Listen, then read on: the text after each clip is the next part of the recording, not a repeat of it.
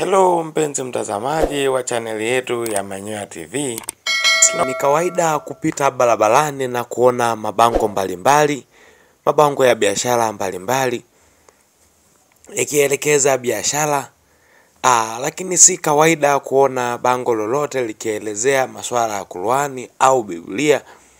Zaidi ya yote unaweza kayaona mabango ambayo yamechorwa wachungaji au imechorwa nabii fulani akitangaza mkutano au akielekeza kanisa lake lilipo. Lakini si rahisi kuona bango lolote likiwa linaelekeza vifungu vyovyote vya Biblia au vifungu vya Qur'ani vikiwa vimewekwa barabarani. Lakini kuna jambo ambalo limekuja kushtua, limekuja kushangaza katika jiji la Dar es Salaam, ambapo imekuja kuonekana kuna tangazo au bango kubwa ambalo limewekwa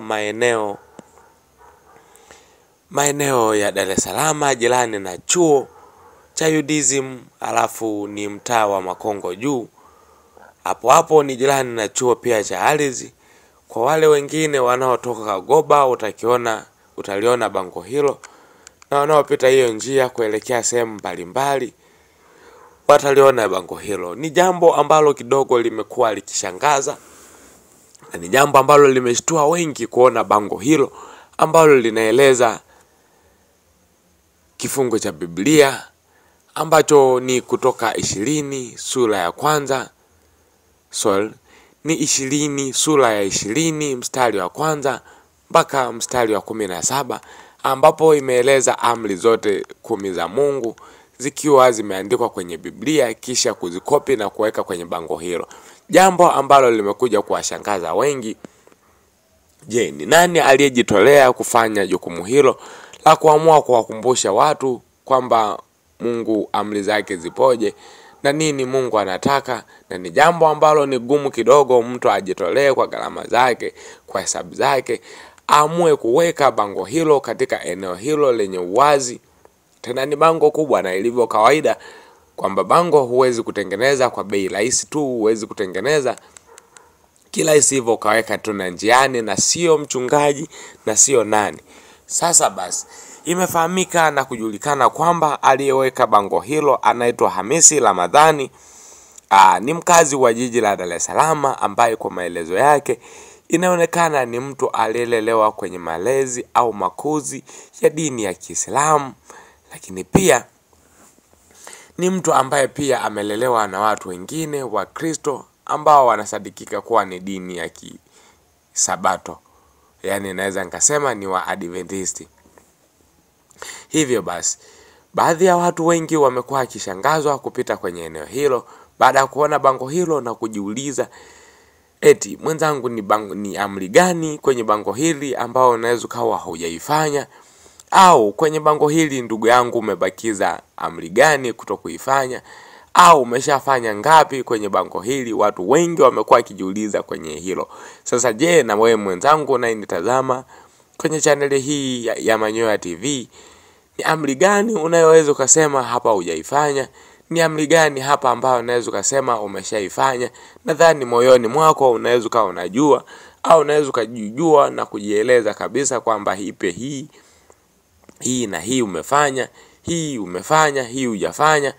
Waweza kawa unajua. Basi sasa huyu ndugu Ramadhani ameeleza kwamba lengo la kuweka bango hili ni kuwakumbusha tu wapendwa au watu wote wanaopita kwenye barabara hiyo, kwa kuwa ni barabara yenye watu wengi, ni yenye msongamano wa watu wengi, kiasi kwamba kwa barabara hiyo wanapita chuo cha ardhi, chuo cha UDSM, na pia watu wanaotoka Goba, watu wanaotoka maeneo ya Salasala, watu wanaotoka kwenye maeneo ya Makongo, na huo mtaa wa Makongo juu.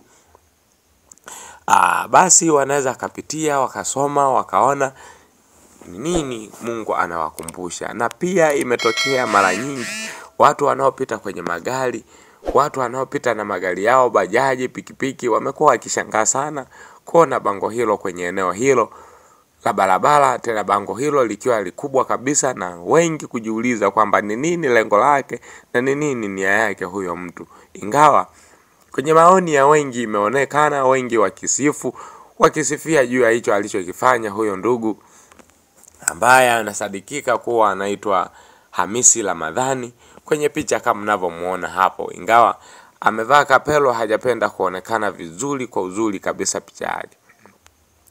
Na zaidi ya yote, imeonekana baadhi ya wasanii walio wengi wamekubali kitu hicho ambacho amekifanya huyo ndugu yetu.